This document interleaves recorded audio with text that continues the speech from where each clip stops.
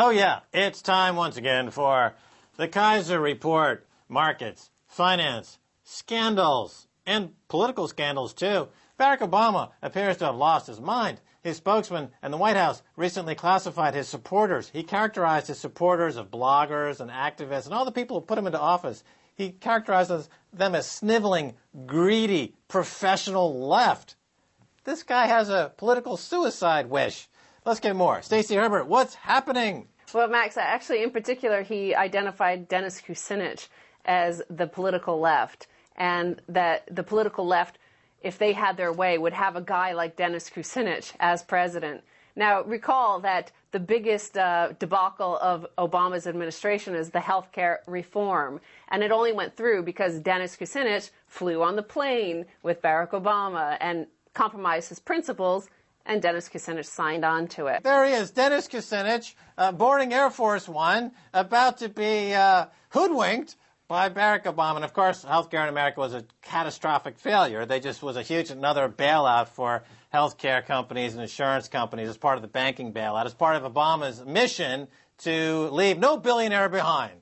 But actually, that's kind of the theme of the show today, is the collapsing of the American empire. And the first headline reads, Post-Anti-Americanism.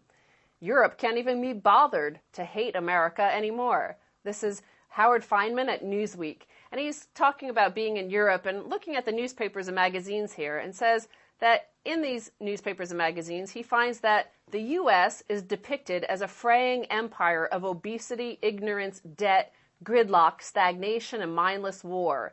The stories are not angry, accusatory, or even ideological. It's worse. They are condescendingly elegiac. Yes, well, I think the Globe has care about America fatigue. You know, they just can't give it up anymore for the U.S. I mean, after Katrina, after Abu Ghraib, after scandal, that it's obvious the oligarchs are in charge, the people are left to fend for themselves, and the people don't seem to mind that they're being abandoned and left to rot by the roadside, so why should the rest of the world care? But it's also, you know, in any bull market, there was a bull market of American empire, and Barack Obama was actually the last, like, spasm of you know, as all bull markets always end in a straight-up vertical and then a collapse. So Europe did have, when we were here, had an amazing amount of intensity and, like, passion and hope for Barack Obama. So that he's already quickly disappointed. That's all gone. I think peak America, that's the idea people are thinking about now. When was the moment America peaked? For me, I think it was 1969. Man landing on the moon. The New York Jets won the Super Bowl. The New York Mets won the World Series. It was truly peak America. And then in 71, Nixon took America off the gold standard effectively, and it's been straight downhill. Barack Obama, dead cat bounce, followed by that was a denouement, followed by it's gone. Well, then I'm going to take you to some headlines basically dramatizing the entire collapse of the U.S. First one, Harvard University Fund sells all Israel holdings. So the Harvard Endowment Fund, one of the largest, if not the largest of all universities in America, has dumped all of their shares of all Israeli companies. There was over $40 million worth of shares. Well, last show, I should say, we interviewed someone from Jerusalem about the boycott campaign and for the divestment campaign. Was Harvard responding to our show? Well, or it could be just Harvard having lost so much money under Larry Summers, by the way, and now knowing that Larry Summers is with the rest of the collapsing empire. Maybe they're trying to say, okay, let's cut our losses now. We've rode this baby all the way down. And in fact, if you look at their SEC report, they've increased their holdings in Brazil and China. And China is the next headline. China's economy surpasses Japan's, capping 3-decade rise. So remember last year they passed Germany, which, like Japan, is another occupied nation by America. There are massive military bases all over Japan, in particular Okinawa. They can't get rid of the U.S. military. Germany still has the U.S. military. But now the only thing between China and number one spot is the U.S. Well, as I've been saying for years now, the relationship between China and the U.S., it's not a symbiotic relationship where China makes all the goods and America buys all the goods. No, China is basically at war with America. It's a financial war. And I think we're going to get into the guts of this financial war. Stacy Herbert tells us next story. This is key. Well, the headline is U.S. and China to clash over yuan fall. Yes, that's right. Remember, the U.S. has been pestering China to unpeg its currency from the dollar. So lo and behold, China has unpegged, and it dropped by 1.8% against the dollar. That's right, because they're not symbiotically working with America, as Bill Clinton would have you believe when he brought China in during the reform of the World Trade Organization. No, no, no. They want to be number one, and the U.S. is in the way. Well, between those two headlines I just read about China, you also have, going along with them, you have the U.S. conducting military exercises, naval exercises, with both Vietnam and South Korea right around Chinese waters, what they think that they control. And in response to that, you see tension between the U.S. and China is escalating on several fronts, according to this article. China has restricted exports of rare earth minerals by more than 70% in the second half of this year, cutting off the world supply effectively, because China produces 97% of rare earth minerals that are used in a wide range of high-tech products, including precision-guided weapons. So China, not only do they have 97% of these rare earths that are part of not only the defense industry, but also those fancy little products over there at Apple Computer and other gadgets that people love to buy. But China, of course, is America's biggest creditor. Now, unlike World War II, when America was the world's biggest creditor, and now, during World War III, effectively, America is the world's biggest debtor. Now, who do you think is going to win this war between the world's biggest creditor and the world's biggest debtor? I wonder. Now, of course, the reason why the U.S. empire is collapsing is the reason why many empires have collapsed, and that's Afghanistan. And why are they in Afghanistan and Iraq? Well, according to the architects of those invasions, Dick Cheney and Donald Rumsfeld, their policy for a new American century document that they wrote pre-2000 was exactly this. They said we need to invade, basically occupy Iraq and Afghanistan, not to take their resources, but to prevent China from taking their resources. So this is a very long war, and it's a very subtle one going on in the background.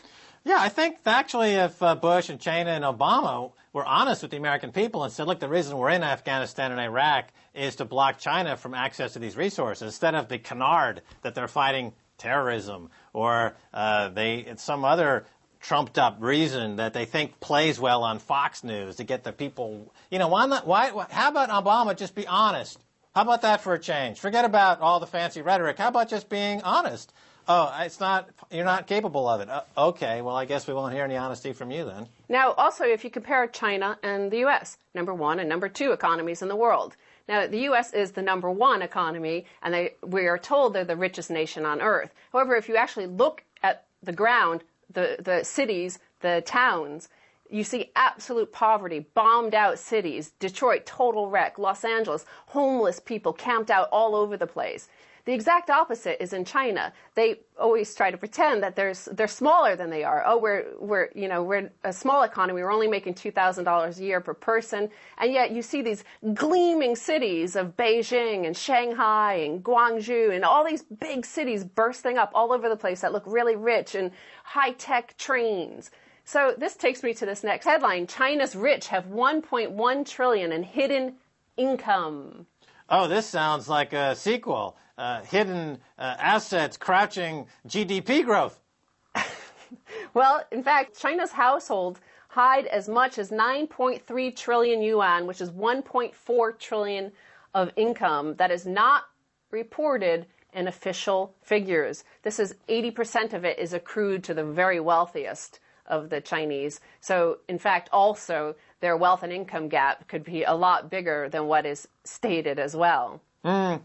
Yeah, well, this is the key that we're talking about here, is that there is debt on America's balance sheet that they're counting as an asset, as their net worth. America, the dichotomy, the discrepancy comes when you say America is the world's superpower and the world's wealthiest countries because they include on the balance sheet the debt. Yeah. But the debt is no longer serviceable. And once you write that debt off, which is Bernanke's only choice at this point, then you go from being in the first world to being in the fifth, sixth, or seventh world. Forget being in the second or third world. America's going down to the bottom of the heap, but that happens to empires, doesn't it? It happens to empires. And just to give one little fact from that, finally, from that article, the average urban disposable income in China is 90% more than official figures. So that could explain why Shanghai and Beijing and Guangzhou, all these cities look like fantastically pristine cities.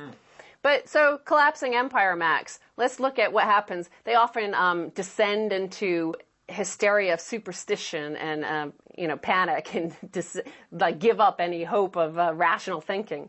Hindenburg omen, why equity investors should be very afraid. This is a technical omen in the stock market indicators, and everybody's afraid now that there's a big crash coming in September or October because the omens told them. Yes, the witches stirring up the brew over there at the Oracle have uttered some incantations indicating Hindenburg omen on the way. Why do they need to look at such abstract esoteria? Why don't they just look at the front page of the Financial Times? It'll tell you right there there's a big collapse coming. Yeah, and it's this omen. It's these numbers and these squiggles on these lines on this chart. It's not all the fraud. It's not all the printing of the money. It's not all the theft going on. It's these numbers told us. But this takes me then to our final section here. Yeah. Fed's dangerous gamble. This is Federal Reserve Bank of Kansas City President Thomas M. Honig, and he says that interest rates are far too low in the U.S., and the Fed is playing a very dangerous game, a gamble, with this casino gulag economy. He says, quote, of course the markets want zero rates to continue indefinitely. They are earning a guaranteed return on free money from the Fed by lending it back to the government through securities purchases. Of course, nobody mentions the citizens who are financing all of that whole gamble. Right. You can't have capitalism without capital. You can't have capital without savings. And if the savings rate is zero, no savings, no capital, no capitalism. And you can't have any savings, of course, unless you have jobs. And there are no jobs unless you sign up to the military to go over to Afghanistan to fight a fake war that's really there to position against China, which, by the way, owns all of your government bonds. All China has to do is pull the ripcord, sell a few trillion in U.S. government securities, and adios, muchachos. It's Mexico all the way up to Canada. Stacy Herbert, thanks so much for being on the Keiser Report. Thank you, Max. Don't go away. Much more. When we come back, we're going to Iceland.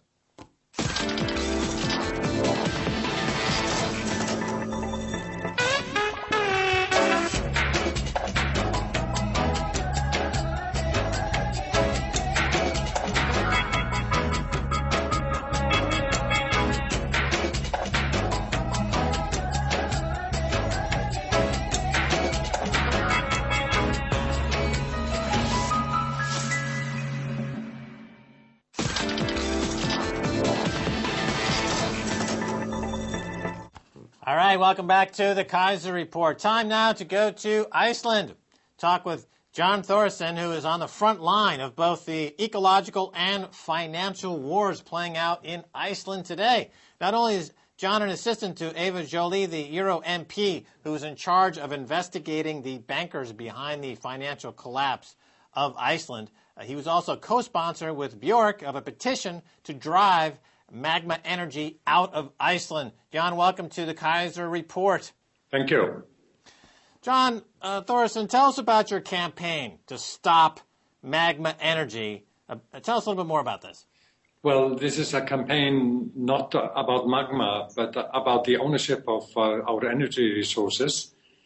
And what we are fighting for is, the first step is to stop the privatization. And Magma is on the verge of, becoming the owner of some 98% of the shares in a geothermal power company here in Iceland. And we want the government to stop this.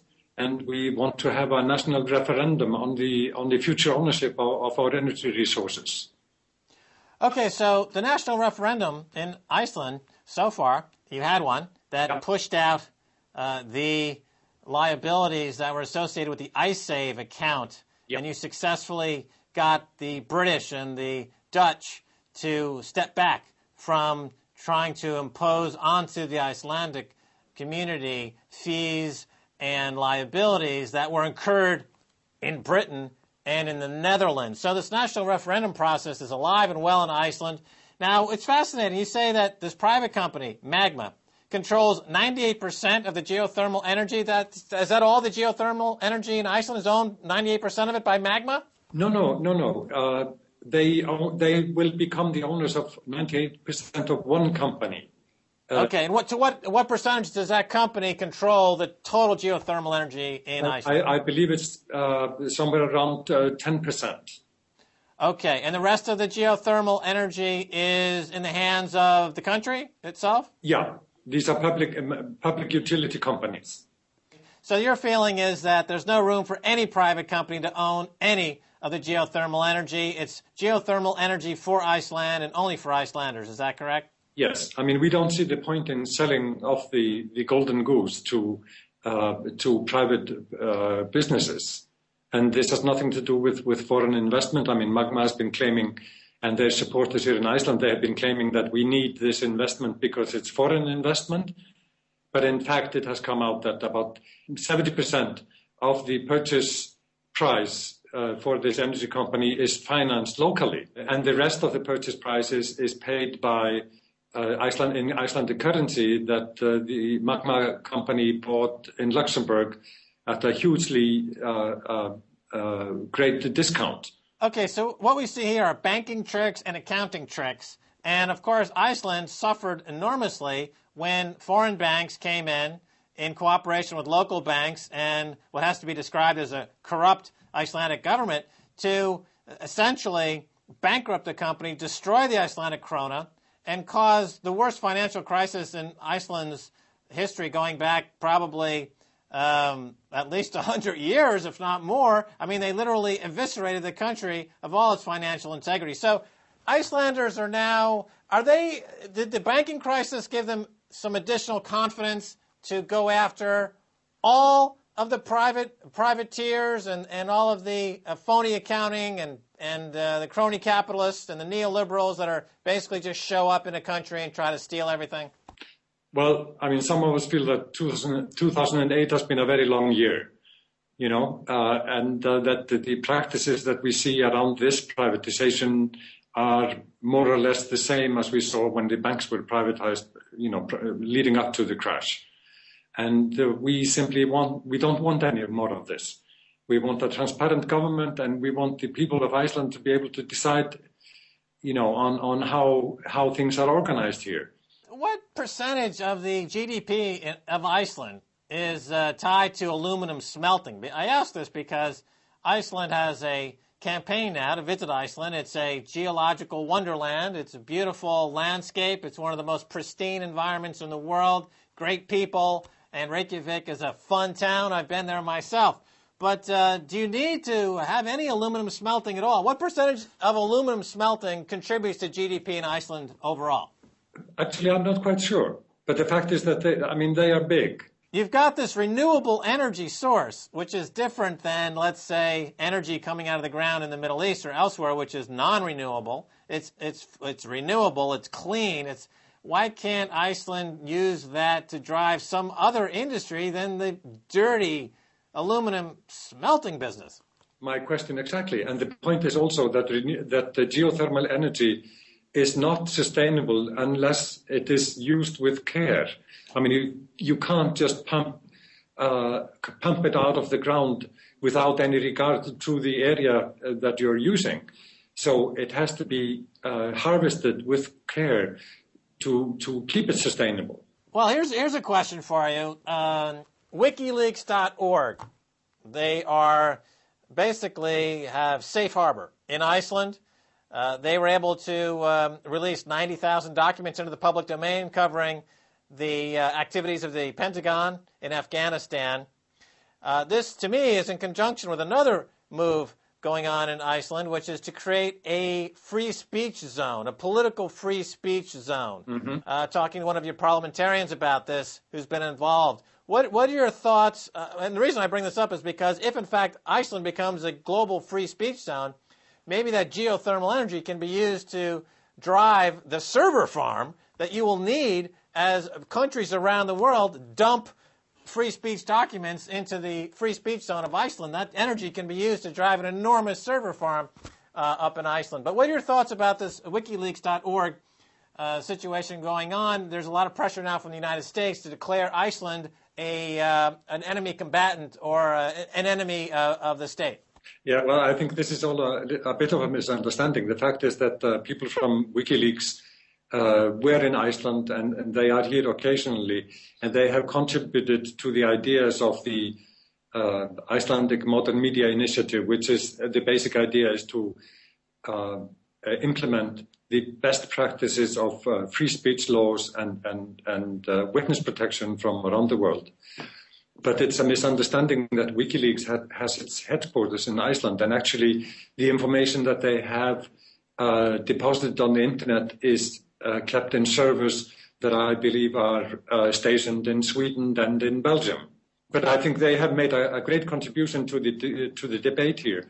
And one of the problems that we have in Iceland is that there isn't much of a good press here. I mean, and one of the reasons I believe that the crash actually happened was that we were not properly informed. So we believe that the Icelandic Modern Media Initiative is a fantastic idea because it will support free speech and a better press. Yes, well, definitely a need for that. I was in Iceland a year before the collapse, did a film on the pending collapse of the krona that would happen within a year, and the bankers in Iceland told me that Icelandic people had the superpower strength of 3 Americans for every Icelandic person, and for this reason, they could maintain a debt-to-GDP ratio of 1,000% or more. But, all right, let's go back to the Magma Energy story and talk about that for another couple of minutes that we have. So the campaign, essentially, does it have a great deal of public support at this point? I believe it has. We have a petition that people can sign on the internet, and we have to date more than 17,000 signatures. Doesn't sound like a lot, but I mean, if this was in the US, that would be the equivalent to 17 million signatures. So I think we have considerable support within the Icelandic population.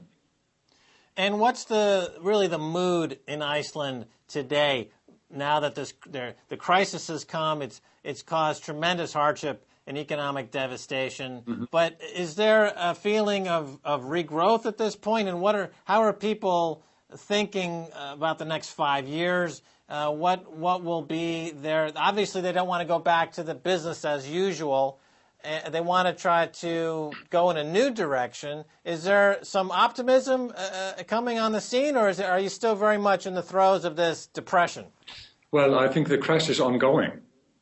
There doesn't seem to be, that the Parliament set up an investigative committee that produced a report of 2,600 pages describing the events leading up to the crash and the situation within the administration.